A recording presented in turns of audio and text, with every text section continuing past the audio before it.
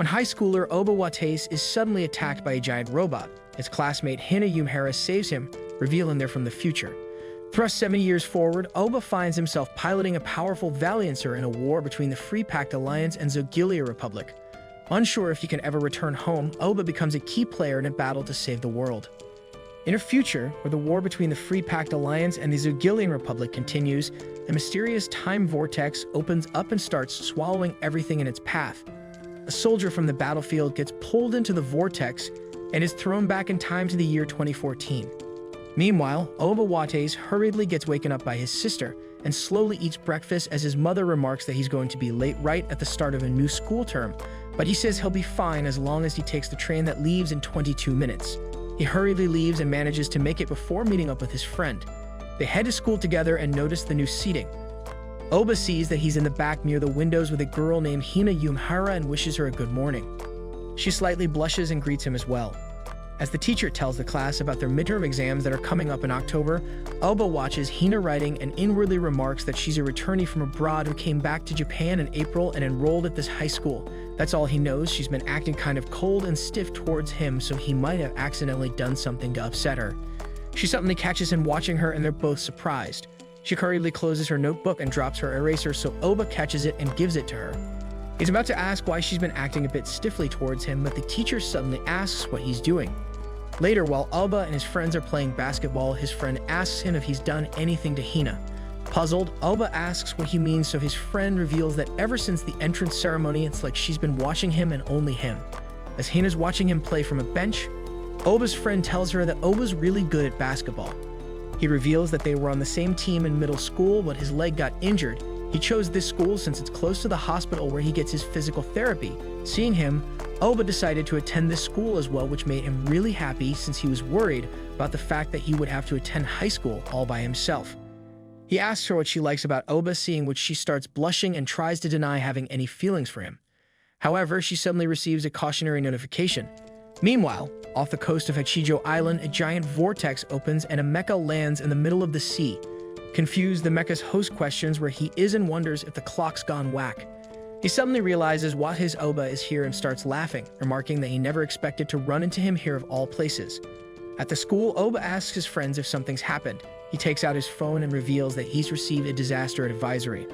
Hina hurriedly approaches them and tries to warn them of something, but a giant mecha suddenly lands in the school grounds, seeing which Hina annoyingly sees that they really did come after all. The host of the mecha sees that Aoba has a shocked look on his face and exclaims that his expressions says he never expected him to arrive here. However, this is no dream. The mecha smacks down on the ground, but Aoba hurriedly jumps into a room to dodge. He and his friend hurriedly run away from it as the host angrily questions why he can't hit him and shockingly sees that the targeting information isn't precise enough. He decides to manually aim it, but angrily realizes he's run out of ammo now. Aoba gets separated from his friends and escapes into the city on his bicycle, trying to get away from the mech, so it furiously rushes after him, as well as Hina, who rides off on her bike. She swiftly catches up with him and tells him to follow her since they don't have any time. She rushes into a warehouse and suddenly tells a mecha to boot up while Aoba tries to desperately avoid the mech's attacks. Suddenly, a mecha being piloted by Hina rises out of the warehouse and she quickly tells him to get in. Meanwhile, the mech's host is in shock upon seeing that it's Hina and recklessly starts firing at the mech, asking why she's doing this. The two mechas rush towards each other and the enemy swiftly stabs Hina's mech, but Hina suddenly shoots it down and says goodbye. She confirms that the mecha is down and sighs in relief before Aoba demands to know what's going on. She admits he might find this hard to believe, but she came to this world from the same future as the person they just defeated. When Aoba asks how she knew this would happen, Hina explains that his future self had warned her. After finishing her mission, Hina prepares to leave, but the defeated enemy rises again, determined to finish his task. The enemy mecha grabs Hina's mecha, planning to self-destruct. In a last-ditch effort to save Aoba, Hina decides that the only way out is to send them both into the vortex that brought the soldier back in time. She asks Aoba to trust her, which he does without hesitation, making her blush and scold him for being so trusting. They barely escape the explosion through the vortex as the soldier's Valiancer explodes behind them. Hina reassures Aoba that everything will be okay, and tells him that he's going to the future, where someone named Dio is waiting for him. As Hina starts to disappear into the light of the vortex, she leaves Aoba alone. When Aoba wakes up, he finds himself in the future inside a blue Valiancer called Luxon and on a battlefield surrounded by two fighting forces.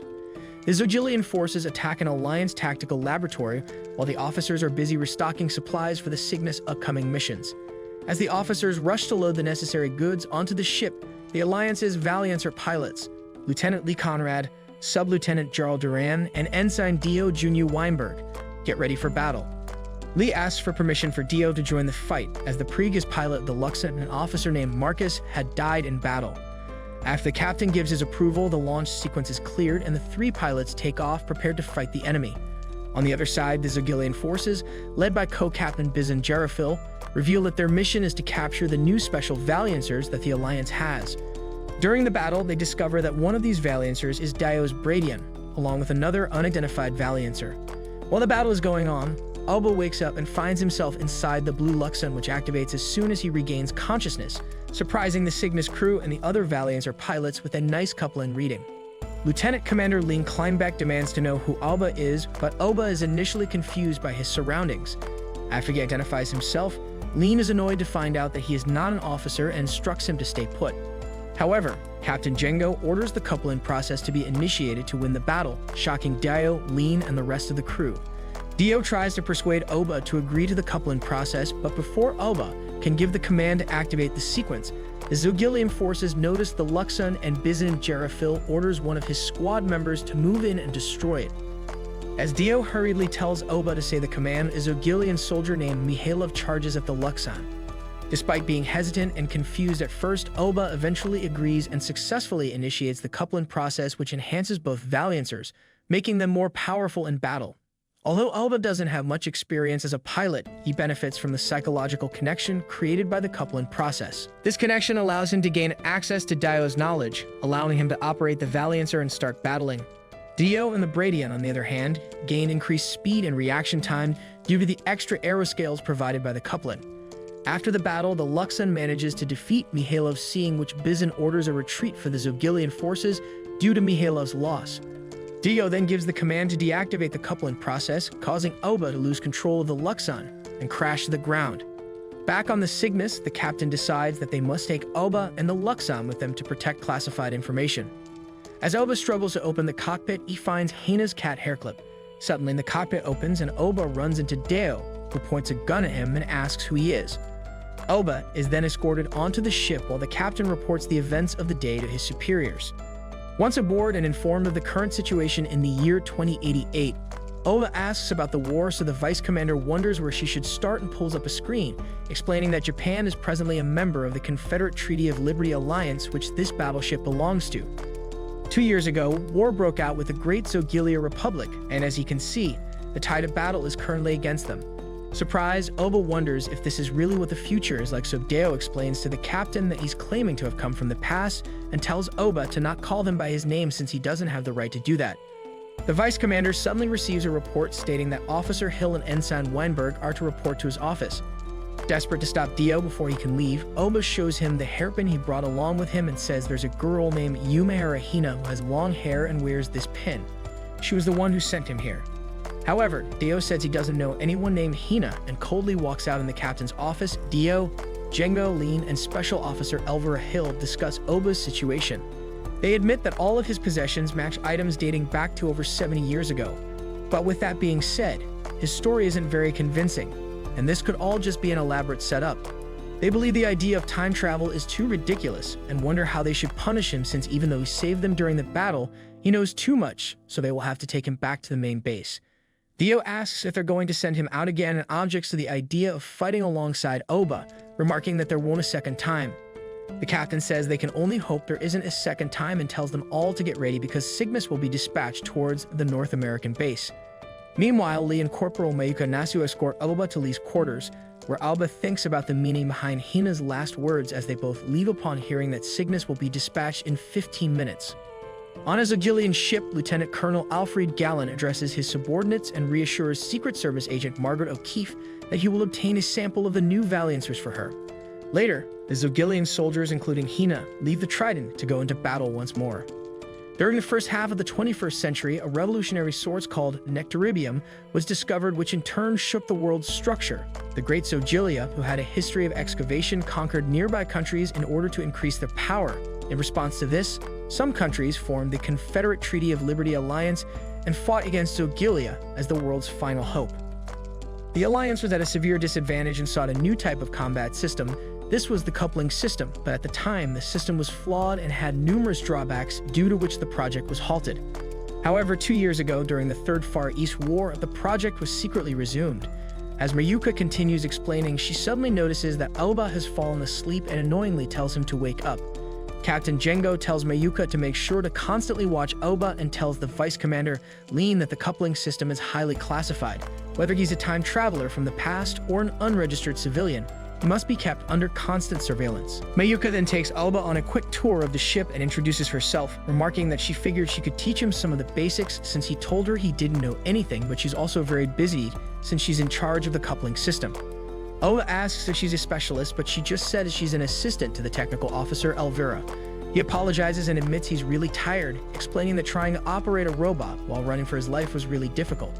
She says the robot's called a Valiancer, and Aoba remarks that they were not around 70 years ago. He reveals that his classmate, Hina Yumhara, came from the future to save me and brought him to this time period, but he doesn't know what's going to happen to her after that. Mayuka thinks about it and says that if he's really speaking the truth, the most likely explanation would be that it was just a dream, hearing which Aoba sighs and sees that she doesn't believe him at all. They enter the room where the Valiancers are kept and she shows him the Luxon, the mech Aoba piloted earlier. Surprised, Aoba says it looks different from before, so she explains that that's because it's a prototype and they're continually improving it. Elvira is currently reprogramming it to match his data, since a Valiancer must be calibrated for the pilot in order for a coupling to succeed, so the next time he pilots it, it'll be even better than before. Surprised, Aoba wonders if he'll be getting back in before turning around and seeing Dio. He asks him to not take out any more guns, but Dio annoyingly reminds him to not call him by his name. He sternly tells Mayuka that this area of the ship is classified by the Joint Headquarters and is off-limits to civilians. Mayuka nervously says Elvira asked her to give Aoba a tour of the ship.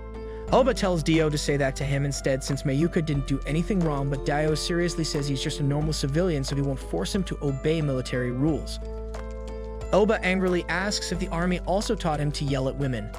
Dio argues that Mayuka is a soldier as well, but suddenly, a battle deployment alarm sounds and they realize the ship is under attack. As Mayuka hurries off, she tells Aoba to get back to his room, but he wonders where his room is in the first place. All Valiancer units are deployed to protect the Cygnus until it is ready to dive. After a short battle, the unit successfully repels the initial 3 Zogilian soldiers, so Vice Commander Lean swiftly tells the Valiancer units to return to the Cygnus. However, they suddenly notice an incoming heat source headed towards the Cygnus. A nectar cannon suddenly strikes the ship and destroys the Cygnus water tank before it can change course. Shocked, Lean remarks that there should no such weapon in this area, so Mayuka brings up the enemy's image, shocking everyone as they realize it's Zogilia's. As Alfred starts battling the Valiancer units, Hina Yumhara suddenly appears in hers and attacks Dio with his sword, angrily declaring that he's an enemy of Zogilia. Cygnus realizes the enemy's goal is to capture Dio, and the captain questions if they've really lost to Zogilia before the mechanic calls and informs him that they're all set to launch the Luxon. The captain sees Aoba in the Luxon and smirks before he is once again called to enter the battle. As the Luxon is slowly departing, the captain sincerely apologizes to him and says he has no other choice, but Aoba assures him that it's fine because he doesn't want to die like this either. Aoba notices that his hands are shaking.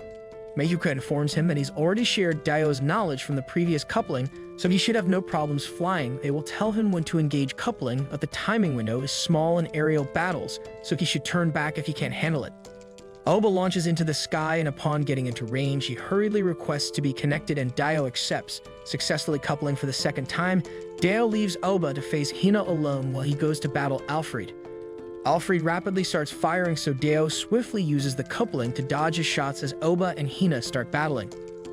Aoba quickly dodges Hina's attack and lands a finishing strike with his sword, but as the smoke clears, he's shocked to discover that the pilot is Hina Yumhara. He hurriedly tries to help her remember him, but accidentally triggers a decoupling, injuring Dio's brain. Despite this, Hina thinks he's trying to attack, leading her to launch a counterattack and retreating with Alfred, seeing which Dio and Aoba decide to head back to the Cygnus as well. After the recent battle, Dio angrily smacks Aoba and questions if he understands that he almost led to Lieutenant Lee Conrad's death. He asks what he was thinking as the crew slowly lay down Aoba on his stretches. Aoba sadly says it was Hina, so Dio angrily says it doesn't matter who she was because everyone from Zogilia is their enemy, questioning if he can't differentiate between the ones he shouldn't protect and the people against him. Aoba angrily says Hina is not the enemy. She was the one who saved him before. Dio frustratingly asks if he's still going on about that and grabs his head in pain, so the mechanic tells him to calm down since he's still injured from the forced decoupling. A guy standing near them tells Dio it's not like him to get pissed off at an amateur, which the mechanic agrees with and adds that even though he can pilot a Valiancer, Aoba is still a civilian, so he should be forced to follow military teaching. Dio reluctantly says he understands and turns away as the man gives Aoba a hand to help him up and remarks that they weren't forced to swim thanks to him. Seeing Lieutenant Conrad being carried on a stretcher, Aoba goes over to apologize to him, but Conrad assures him that if he hadn't been there, all of them would have been killed, so he's their savior and shouldn't worry about him. Aoba regretfully watches as Conrad is being taken away as Lean tells her crew that their ship will now be heading towards Narashino base to repair and resupply. Meanwhile, on the Zogilia's Trident, Margaret O'Keefe asks Alfred what he makes of the fact that the enemy recognized Hina and even called her by her name. Alfred tells her that if it's a crime to let the enemy know their names, then he's a criminal. Margaret remarks that the worst crime she did was arousing her suspicion and walks away. A comrade approaches Alfred and tells him that Hina, whom they call Razan, doesn't have any connection with the enemy, so Alfred says he knows and comfortingly pats him on the shoulder, assuring him that he will do everything in his power to have her released as soon as possible, while Hina is silently sitting in a prison. Upon reaching the Narashino base, Aoba returns to his hometown to see how it has changed after 70 years, and the captain thinks it's fine since he said he was from Narashino. Lean argues that that's exactly why they shouldn't just let him out, because it appears that he has connection with the Zogilian pilot and they have to protect the classified information he's aware of. However, the captain tells her to not worry because he's being monitored. Meanwhile, Mayuka follows Aoba and tries to hide herself, but Aoba notices her and asks her to come out. She catches up to him and says that since she doesn't have to hide anymore, she can just show him around the area. Aoba says she doesn't have to do that since he's lived here his own life, although that was 70 years ago. Slightly worried, Mayuka asks if he's still going on about that, so he assures her that that's the truth. Mayuka remarks that he might need some help in that case since this town has changed a lot now. She explains that Narashino was occupied shortly after the war began, and that the land where his home once stood was taken but never developed. Realizing that his family and friends are long gone, Aoba and Mayuka continue visiting familiar places. Back on the Cygnus, Aoba tells Mayuka he doesn't want to pilot a Valiancer anymore, fearing that someone else might get hurt because of him. She reassures him that they all need him and that he might be their savior since he's saved them from Zogilia's attacks. Aoba decides to keep piloting the Luxon and fighting alongside those who need him most. To Dio's surprise, the captain promotes Aoba to ensign, equivalent to a second lieutenant. As things start to improve for the Cygnus crew, they receive an SOS signal from a private ship surrounded by Zogilian forces led by Lieutenant Bonnell. The Cygnus Valiancer unit quickly responds to the threat. During a battle, Dio and Aoba initially struggle to perform a coupling because Dio doesn't trust Aoba. Additionally, the private ship turns out to belong to Dio's family, with the possibility that his relatives are aboard. Aoba talks to Dio, expressing that he understands how he feels, and that they both have something to protect. Gaining trust in Aoba, Dio successfully initiates the coupling, and together, they destroy the enemy Valiancers and free the private ship from the enemy. With a clear shot, the Cygnus fires and destroys the enemy ship.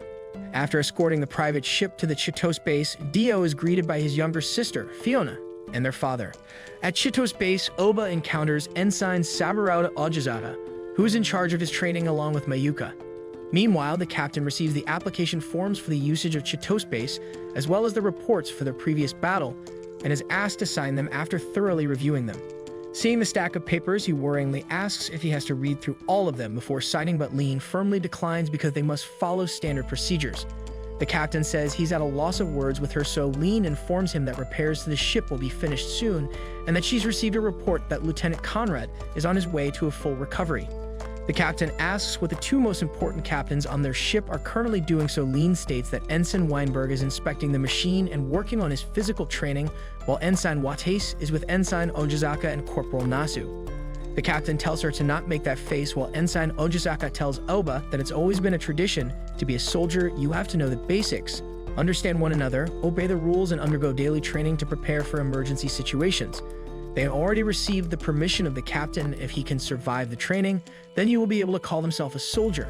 Until then, all he wants to hear from him is yes sir or no sir, putting up an act and calling him a piece of trash. Aoba tries to run away, but Mayuka holds him back and explains that since he's relatively new to the ship, They thought they'd show him the ropes under the guise of new recruit training. Aoba sighs and agrees, so Ojizaka tells him that everyone will acknowledge him as a reserve ensign and tells him to go take his weapon now. Aoba is given a mop and a bucket as his weapon and is forced to clean up as Ojizaka firmly announces that he is the clean-up machine and that he's worthless unless he's cleaning. As Aoba starts cleaning the toilets, Ojizaka keeps insulting him and orders him to follow his superior's orders. Meanwhile, on the Trident, Margaret O'Keefe is planning a defensive strike. Hannah is released due to Alfred's request, but she still feels uneasy, suspecting that people still doubt her loyalty. Alfred advises her to prove her innocence through her actions, but to not let that determination take precedence over her duties. When Hannah walks out of his office, the captain from before, Bizan Jarafil, asks Hannah if she's okay, to which she assures him that she's fine and says Margaret has always been like that as an agent of the Secret Services. Back on the Cygnus, Aoba frustratingly sees that he's been ordered to clean the entire ramp of the Cygnus and annoyingly asks if they really expect him to do this. He throws away his mop and notices Fiona Junior Weinberg and her helper trying to enter a restricted area. The guards stop her and state that they cannot allow her to board the ship without special permission because regulations forbid it. Saddened, Fiona tells her help that they should go back, but Aoba approaches her and offers to get her brother Dio for her. Fiona declines, explaining that she's unsure if Dio would want to see her after what their father said earlier. She tells him about what happened in their hometown, how she was left crippled, and how their mother died, as well as revealing that their father blames Dio for failing to protect the family and Dio blames himself as well. Realizing how serious the situation is, Aoba pretends to be injured so Fiona can sneak in to see her brother. They successfully get past the guards and enter a room where Aoba is being welcomed as a new member of the Cygnus crew. Dio, surprised, gets a call on the intercom and is shocked to see his sister, but the transmission is interrupted by a danger warning. The 15th Aerial Strike Force is battling the Zogilian Pacific Fleet near Otaru. At headquarters, Vice Admiral Richardson orders all nearby forces to assist. The Cygnus crew prepares to help, but they are suddenly attacked by the enemy, led by Alfred, with Bizan, Hina, and Tarjan by his side. With no other choice, Captain Gengo orders an emergency liftoff to face the enemy directly. Realizing they are outnumbered, the crew decides to retreat using Dio and Aoba, who are coupled, to help them escape. After safely getting away, the Zogilian forces move in to take control of the Chitos area. The coupling system at Chitos base is revealed to the public. The politicians of the Free Pact Alliance demand to know how the military was able to continue funding this illegal research. Despite the public outcry, Commander Green reassures the military council that they still have a lot of support for their efforts. On the Cygnus, the captain tells Lean she's supposed to wear a swimsuit, shocking her. He adds that he's just saying it might be a possibility. The main shots will be of Luxon and Bradion, but they also want shots of the crew and the inside of the ship. Lean asks him to wait a minute and remarks that the top brass not only made them fly to the Hawaii base independently through unsecured airspace, but now they're also forcing them to act. The captain asks why they shouldn't do that when they're going to be forgiven. Meanwhile, Aoba tells Jarl that they're at a time of war and questions if this is really the right time, so Jarl says they're making an event precisely because they're in the middle of a war. It will help more soldiers and increase the budget. It watched Dio working on his alliance unit, and Jarl explains that since the promotional video is about the coupling system, Dio and Aoba will have the lead roles, so whether the alliance wins or loses might depend on how photogenic Aoba is. A man suddenly arrives in an elevator and excitedly remarks that people weren't joking when they said Dio is the most handsome pilot in the alliance. He greets Aoba but apologizes and tells him that he won't be in the spotlight this time because they've brought another coupler for Dio. They see that it's a barrel explorer before a captain named Fromm walks in and greets Dio, saying it's been a long time. He introduces himself to Aoba as Fromm Vanterhate and says he's here as the coupler for the promotional video. He apologizes to Aoba since he's going to have to borrow his Luxon, explaining that his barrel isn't capable of coupling, so Aoba hesitantly agrees. Fromm remarks that he heard Aoba had a nice coupling with Dio even without preliminary adjustments and asks to know more of his story later since he has a unique profile. Later, Lean tells the crew that the red doors indicate dangerous areas and the purple doors indicate classified areas, so they're both off limits. Fromm remarks that the crew Og Cygnus is truly fortunate since it gets to share life and death experiences with such a beautiful officer, surprising her and Aoba. She continues and explains that since the ship is currently involved in an operation, there's no telling when they may be engaged in battle. The man from before excitedly says that's more than what he could have asked for because only in battles between life and death can he get the best shots. He tells Fromm he'll be counting on him, and Fromm remarks that he looks forward to flying with Dio again. Meanwhile, Mayuka learns that the new pilot that has arrived here is really handsome and remarks that she's interested in what kinds of brain waves he has or how his sympathy spectrum changes course. Anessa Rossetti sees From and the others leaving an office and enthusiastically offers to be their guide, explaining that aside from showing them around, if he has any issues, he can feel free to ask her anything. From politely holds her hand and says he's delighted to have a cute girl look after him. He asks the man if it's alright to have her be the facilitator for the promotional video, so the man says that would be great. Dio walks off alone, so Aoba follows him and asks if From is an acquaintance of his. From confirms that he is and reveals that they were both in the same class in Lake Lewis, a coupler training facility. From had top grades in all academic and practical classes using both simulators or real machines. Aoba says he seems like a good guy for sure, so Dio remarks that he's good at socializing and recalls him always being surrounded by people, so Aoba cheerily says that's the total opposite of Dio. Dio remarks that socializing is a trait unnecessary for a soldier, but he can't bring himself to like shallow-minded and nosy people. Meanwhile, the captain sees that currently, it seems that Chitos has not dispatched any units to pursue them, and it's not easy to neutralize the enemy territory, although their hands are probably full with organizing a framework. As Lean is embarrassingly examining her swimsuit, the captain abruptly calls her to tell her something about the rendezvous at the Hawaii base, but he suddenly notices her expression and asks what she's doing. She hurriedly covers up the swimsuit and says it's nothing and asks her to not mind him. Alfred is informed that the disguise and deployment tests were completed yesterday and it will be arriving shortly. He asks if they will be outfitted with a new machine, so his superior explains that the commanders of the National Armed Forces were quite impressed by his efforts in the capture of the Chitos base, since he has performed this much distinguished service for them. The Administration Bureau has no complaints. Alfred says he doubts they will just sit and watch. At the very least, he hopes they don't get in their way. During a test between Dio and From, it is revealed that they aren't compatible due to Aoba interfering with Dio's waveform. However, Aoba and From turn out to be an ideal match. As a result, Aoba is chosen to take Dio's place, with Dio being assigned to pilot the Beryl Explorer for the filming, while From pilots the Bradian. During the filming, Dolzev and the Zogilian Elite Squadron launch an unexpected attack, and although Aoba and From's coupling is stronger than Aoba in Dio's first attempt, their lack of experience working together makes it difficult for them to perform at their best. The Elite Squadron comes up with a plan to defeat the coupling Valiancers, but Dio, piloting the Beryl, manages to disrupt their strategy, ultimately saving the Cygnus and the Valiancers.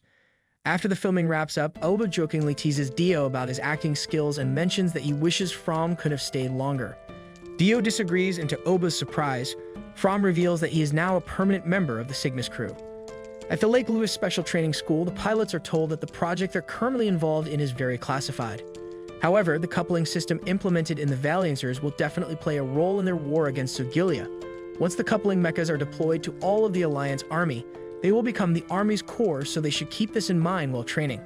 During lunch, a young From introduces himself to Dio and says it looks like they're the youngest pilots in the team. He asks if there's a particular reason behind him coming from the front line to volunteer, hearing which Dio remembers Fiona, but just says he wants the power to defeat the enemy before leaving the table.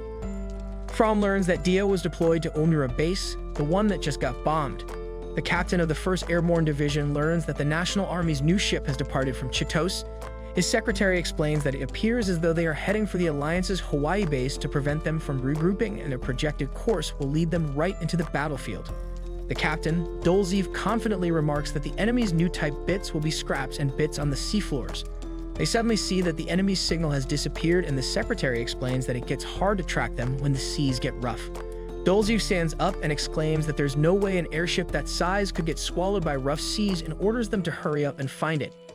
As the Cygnus heads back to the Alliance's base in Hawaii, Lean remarks that to reach the base, the enemy's ship will only take 2 hours at maximum speed, and Captain Jengo cheerily says they'll just have to take care of this by themselves. Lean remarks that they'll certainly have a chance against the enemy's ship, the Gobole, with regards to electronic warfare. However, the captain says perfection isn't necessary when time is on their side.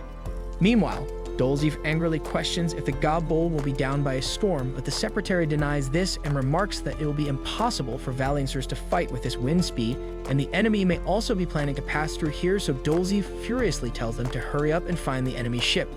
Lean hurriedly tells the assistants to activate electronic jammers when they realize the enemy ship is activating their sensors. From tells Jarl that it's weird that their plan is to just simply run past the enemy, so Jarl reveals that despite how he looks, their captain hasn't been shot down once, and he's been on 6 ships since his training ship. Aoba asks why they can't attack them first, since they might send out more Valiancers than before. From remarks that they only have 4 units compared to them, but a voice tells him to make that 5 as Conrad enters and reveals that it should only take him 3 days to fully recover from his minor injuries. From introduces himself before Conrad says he has something to tell him. Meanwhile, the secretary explains that they'll be reaching the storm in around 40 minutes, so Dolzeef orders from the front terminal to be prepared. The secretary objects that they would be giving away their position, but Dolzeef declares that the Gobble will not be defeated by that feeble swan. Conrad shows Aoba, Dio, and From the standard amphitheater waveform of a coupling pilot, explaining that the coupling system had serious flaws previously, and as they all know, many sacrifices were made in order to avoid making the same mistake twice. Their team implemented 2 major changes. The first was to minimize delays in signal integration by developing a new cockpit. Mecha explains that Elvira was the one who developed it, before Elvira adds that the second major change was to gather those who have the potential qualities for coupling training. Every coupler receives strict training to match their own amphitheater waveform with the standard waveform and make them nearly identical to each other. Due to those changes, the tests were successful this time. She tells Aoba that he was the only miscalculation since he suddenly appeared, matched with their training couplers, and executed a perfect coupling. She shows his waveform and says it's exactly the same as the standard waveform. If that's a coincidence, then the probability is astronomical. She shows him Dio's waveform and remarks that the problem is that his waveform is off during with dozens of tests. Dio's was almost always at standard, but after a few couplings with Aoba, his waveform changed. From realizes that's why he couldn't match with him before Elvira shows that his waveform has also changed after only coupling with Aoba once. Dio asks what all this means, so she explains that Aoba's waveform causes his partner's waveform to deviate, and Mecha adds that normally a partner with a waveform far from the standard can't perform a coupling, which means that if this continues, Dio and From will only be able to couple with Aoba. They're suddenly interrupted by an alert that the Cygnus has been discovered, not by the Gobble, but by Zogilia's new battleship, the Vajra, led by Alfred with his former Valiancer unit from the Trident. Officer Margaret tells Alfred to immediately send the Cygnus' coordinates to the Gobble. After receiving the coordinates, Dolzeef quickly launches an attack on the Cygnus. Despite managing to split the Cygnus' forces, Dolzeef is eventually defeated by Aoba and Dio, who use their combined code T2 Rise ability to destroy his Valiancer. Finding this entertaining, Alfred orders his unit to launch a follow-up attack, carefully timing it for when the enemy's coupling had ended. Seeing the seriousness of the situation, Captain Jengo orders the crew to take cover in the storm rather than fight a battle they can't win. Alfred, realizing that the storm's strength would make fighting difficult, orders his unit to retreat. However, Hina, determined to kill Aoba, refuses to back down and chases after them. She manages to prevent Aoba from landing safely on the Cygnus, and in a brief clash, both she and Aoba are caught in the storm and are sent crashing down to the islands below. Aoba suddenly wakes up in his Luxa and hurriedly wonders where he is. He realizes that he must have crash-landed and tries to find someone. He suddenly spots Hina's unit and hurriedly goes to open it to prevent her from dying from the water that is slowly leaking into her cockpit. Meanwhile, Bizan asks Margaret why she won't let them search for Ensign Ryazan, so she questions what there is to gain from searching for a junior officer when her top priority is finding Lord Dolzeef, since they don't even know where he went down. Tarjun cheerily remarks that he was shot down before Margaret says they will all join the search party immediately after repairing the engines and replenishing their supplies. On Cygnus, Captain Jengo unexpectedly doesn't approve his search for Aoba and explains that thanks to the bad weather, they managed to escape from the battle, but the enemy might still be nearby. The Valiancers and the Cygnus are damaged, and given their current situation, ensuring the crew's safety is their top priority. Elvira tries to argue, but he smiles and tells them that he considered everything before making this decision. He announces that the ship will remain on high alert and they will prepare for their departure after the storm passes, but just to be safe, the Valiancer team must be ready to fight at a moment's notice. Dio walks away, seeing which Captain Jengo says he still acts like a kid and will still do what he wants even if they tell him not to. Hina wakes up to find Aoba above her, but she quickly gets away from him. He tries to hurriedly explain she was sinking, so he forced her cockpit open and carried her here. However, she easily overpowers him and twists his arm, declaring that she will take him hostage and prove her innocence. She checks her cockpit and realizes they really are stuck here for now. She tells Aoba that she's going to check his Valiancer as well, so he boringly tells her to go ahead. She sees that he has a coupling mecha and takes his survival pack, remarking that she can always use the radio if worst comes to worst when it clears up a bit. She'll inspect it again, hearing which Aoba says he's being a little too ungrateful. In a cave, Aoba remarks that they finally met but questions what the hell she's doing, seeing her pointing his gun at him. She tells him to stay silent as the hostage isn't allowed to talk nonsense, but he annoyingly tells her to put the gun down since it's his to begin with. She says he must be a terrible soldier if he let his survival pack get taken. She wonders why someone like him is piloting the new type Mecha, so he reveals that it's because she brought him here, recounting how he was suddenly attacked by a Valiancer at school, but she was the one who saved him and sent him here, to a world 7 years later after saying Dio was waiting for him. She doesn't believe him and says the Alliance must be really short-handed to have someone like him piloting the new type Mecha, hearing which he wonders if she really doesn't remember. She annoyingly tells him to stop acting so personal with her, and asks how he even knows her name in the first place. He starts recounting his story again, but she exclaims that nothing he says makes any sense and all she can tell him is this: even if she looks like Hina, she's not the one he's looking for. Her father is in the Zogilian army, the 101st Independent Patrol Force, Lieutenant Commander Victor Razin. When she was 10, she was accepted into the Military Preparation Academy. After graduation, she was assigned to the 501st Mobile Unit, so it's impossible for her to have made contact with him in school. Aoba angrily gets up and asks what the hell she's saying, so she fires the gun upwards and remarks that any further conversation is unnecessary, and she'll let the intelligence department handle his interrogation. Meanwhile, Deo runs into From, who asks what he wants to do. He explains that they can't afford to lose the Luxon. From says he knew he would say that and reveals that he has a message from the captain. He has 3 hours. If he can't find him within that time frame, he has to return immediately. Deo starts leaving, so From follows him and cheerily says it would be troublesome if he got lost too, recounting a saying that the mummy hunter himself becomes a mummy. He adds that Elvira told him that the coupling machine might be able to help him as well. Meanwhile, the Zogilian units are searching for Dolzif, but to no avail. In the cave, Aoba sadly reveals that he was in the same class as Hina, but they hardly talk to each other. The first time they talked for any length was when she saved Hai. The truth is, he doesn't know what kind of girl she is or what she likes, and if he had the chance, there are many things he would want to ask her, and yet just when he thought he had finally met her, she's saying she's a completely different person. If that's the case, he wants to know where she went. Suddenly, the Luxon shifts, causing a mudslide that blocks the cave entrance. Hina agrees to untie Aoba, so they can dig their way out. As they start to run out of oxygen, she slowly collapses, making Aoba dig more desperately. When he breaks through, the cave floods. They manage to escape, with Aoba saving Hina from drowning. Using the coupling system, Dio contacts Aoba and locates him. However, Aoba, not wanting Hina to be captured, cuts off communication and lets Hina send a distress signal to her unit. He tells her to hide when he's picked up. Before being rescued by Dio and From, Aoba gives Hina the hairpin he found in the Luxon, and she sees Bizun Jarafil and her unit have arrived to rescue her. With the Luxon undergoing major repairs, Aoba remembers what Hina said and remarks that there isn't a single clue left now, so he really can't go back now and will have to stay here forever. Meanwhile, Captain Django apologizes to Vice Admiral Richardson for the crew's ongoing delays and explains they stumbled across Zogilia's Imperial Army en route. During the Vice Admiral's lecture, Dr. Alessandro Fermi, the creator of the coupling system, suddenly hacks into their meeting, seeing which Richardson angrily asks how in the world he was able to join a top-secret communication. Alessandro remarks that he's a nuisance and removes him from the call before asking the crew members of the Stigmas how they're doing. An assistant suddenly informs Captain Django that a ship is approaching them from the front and that it's the coupling system test ship, the Crane. Alessandro arrives on it and tells Elvira that she seems to have more wrinkles than before. He immediately requests a demonstration of Aoba and Dio's coupling abilities. Captain Django explains that he came all the way from Hawaii, and Elvira informs Aoba that the cockpit wasn't damaged, so it can still be used for coupling. As Aoba gets into the cockpit, Mayuka explains that Alessandro is the leader of the coupling development team, and as far as she knows, Dr. Fermi was the first to propose the coupling theory. His research lab led the development of the system, but the cockpit Elvira developed was the final piece needed for practical application. Alessandro suddenly remarks that in other words, the pupil took all the credit from the airhead teacher, but he says he has no problem with being the airhead teacher, revealing that he started the underlying research of coupling with Elvira's grandfather, so he's known her since she was a baby, but now that little girl is a researcher better than him, and he's very happy about that. Embarrassed, Elvira says they should start the test so Aoba and Dio connect with each other and show no abnormalities.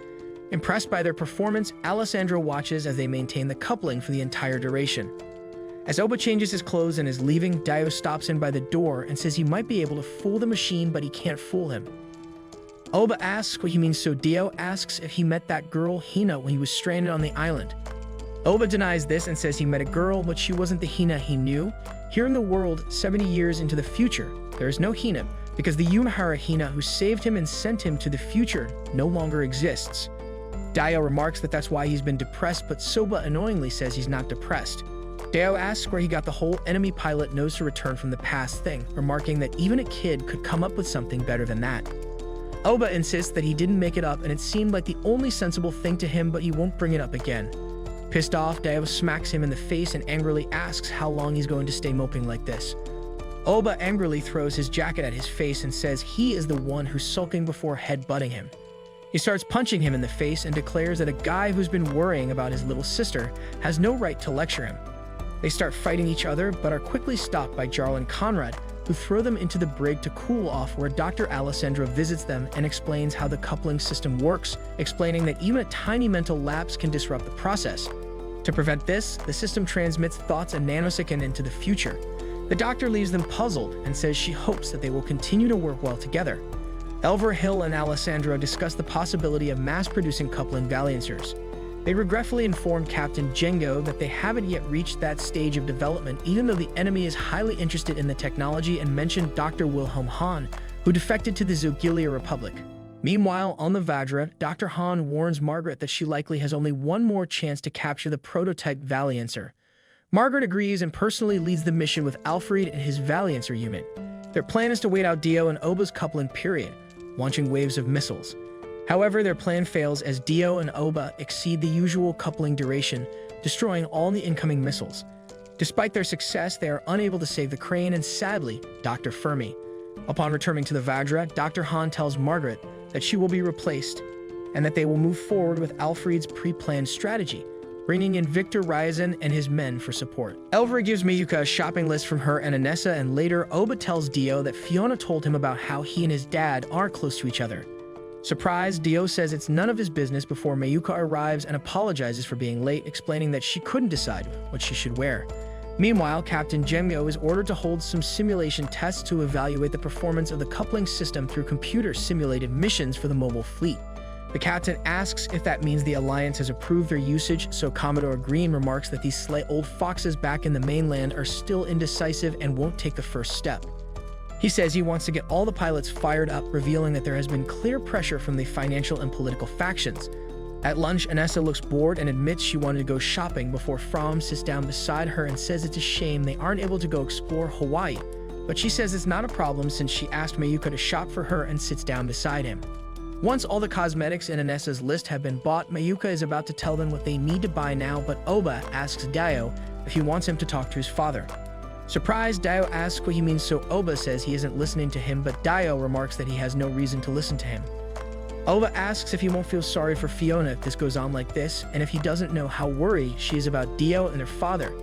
Dio annoyingly says that's none of his business, and they start arguing before Mayuka hurriedly steps in. Dio stops the car and walks off on his own despite Aoba trying to stop him. However, he doesn't wait for him and gets going as well, while Dio recalls how his father told him that he isn't supposed to waste his time here and how Fiona said she would always forgive him even if everyone else blamed him for something. As he's walking, Dio unexpectedly runs into a man named Paul. Meanwhile, as they're going, Aoba tells Mayuka that his father was a firefighter, he had a strong sense of justice, and was very passionate for his job. He always said that it's the man's job to protect his family. Then when he died, Aoba told himself that he was going to protect his family from now on. However, after he joined the basketball club in middle school, he forgot about everything and it was too late by the time he remembered. Even though he promised to protect his family, he hasn't done anything yet. He suddenly notices Fiona on the street and happily greets her, while Elvira tells the captain that she has confirmed that Han is definitely involved and has unfortunately landed himself in a position where he can review and modify battle tactics, which would mean their future encounters would be much more dangerous.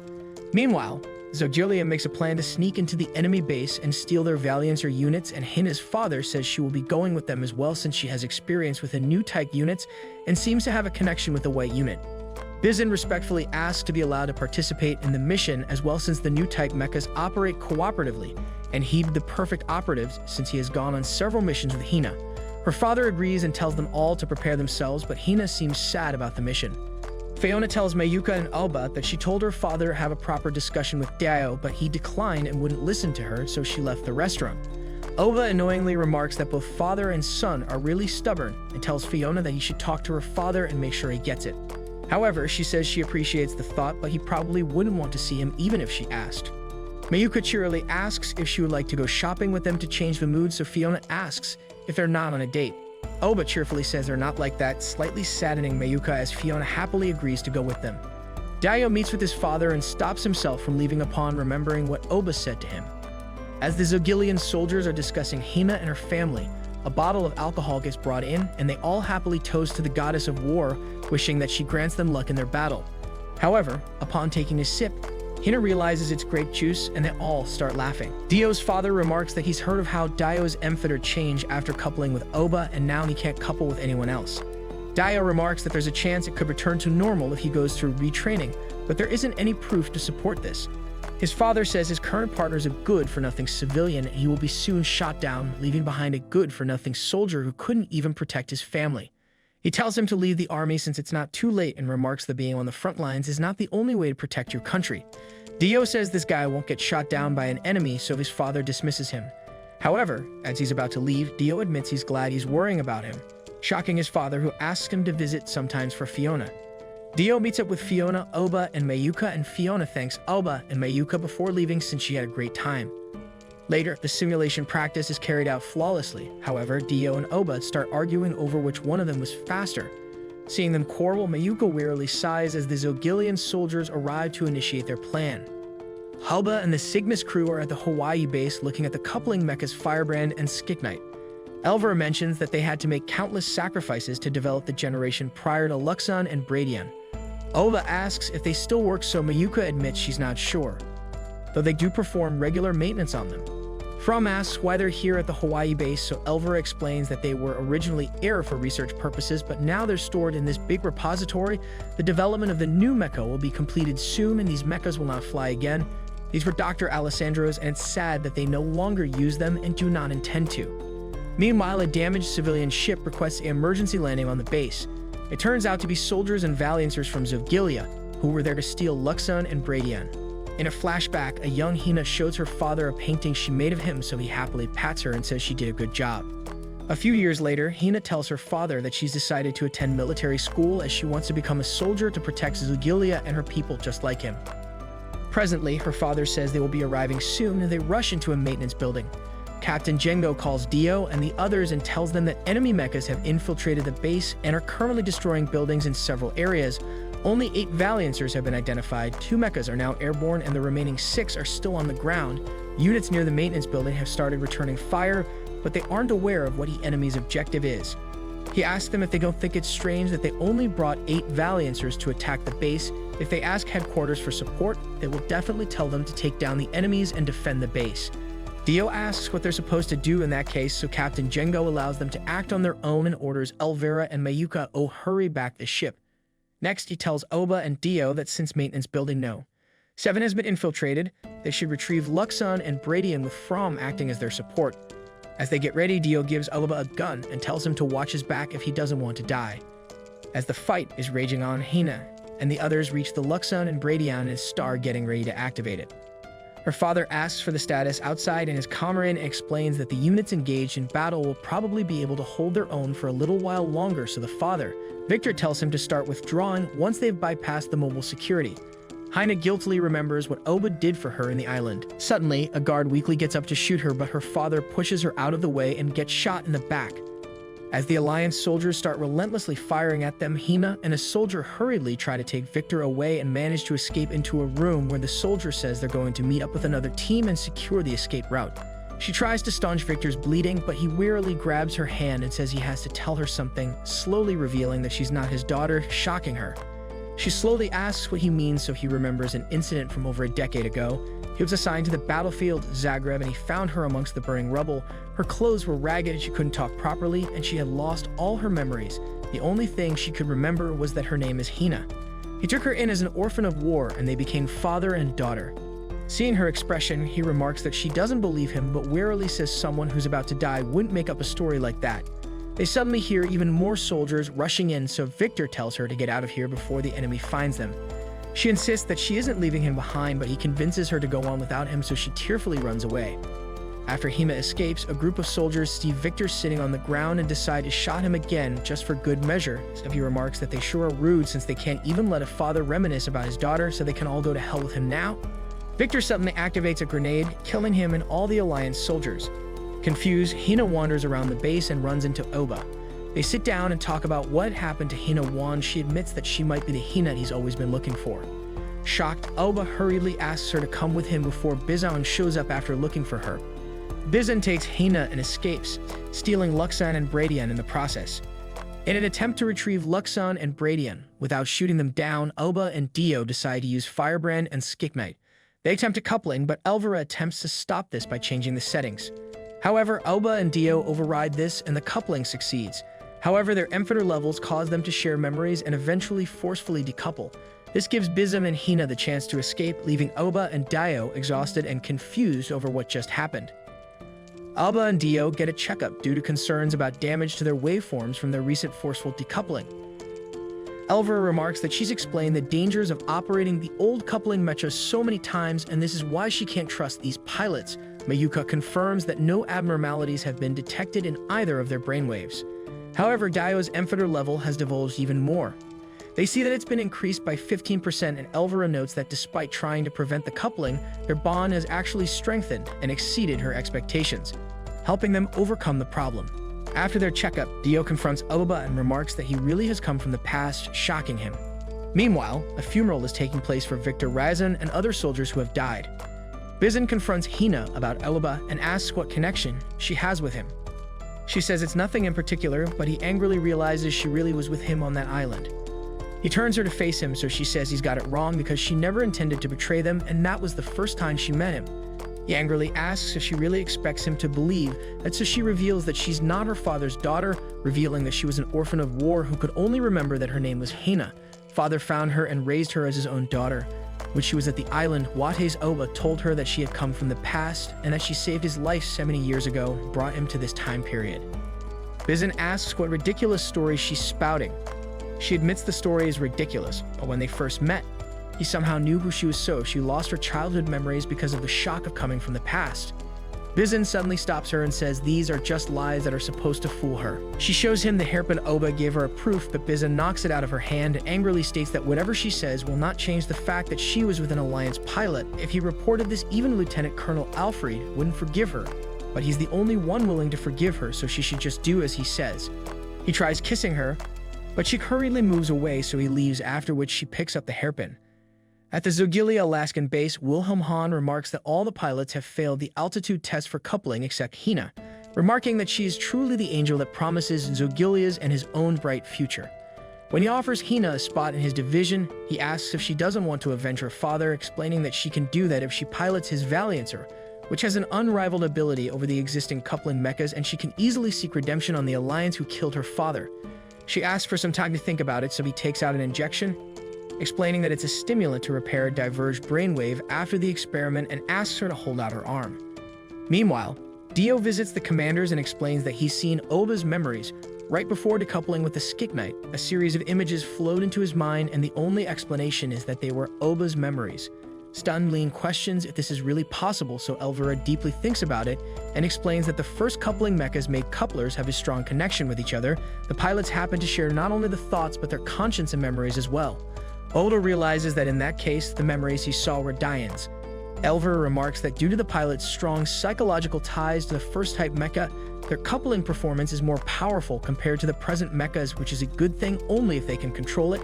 To have a stronger psychological connection means the boundary between yourself and your partner would start blurring, so if they continue coupling under these circumstances, it'll be difficult to maintain their sense of self and will burden them with great psychological pressure, leading to the worst case scenario being death.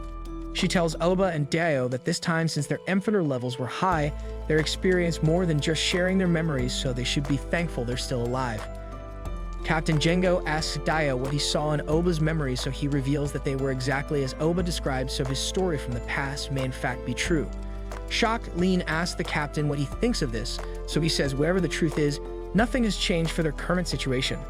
Lean questions why an enemy Hina would send him to the past, so Aoba admits he's not sure, but Dio remarks that all the answers to these questions are with her.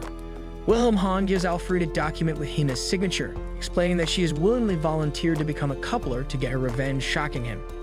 He explains that the military has no right to interfere and tells them to keep that in mind, annoying Bizun, who later asks Hina what the hell she's thinking, but she coldly says she wants to avenge her father and walks away.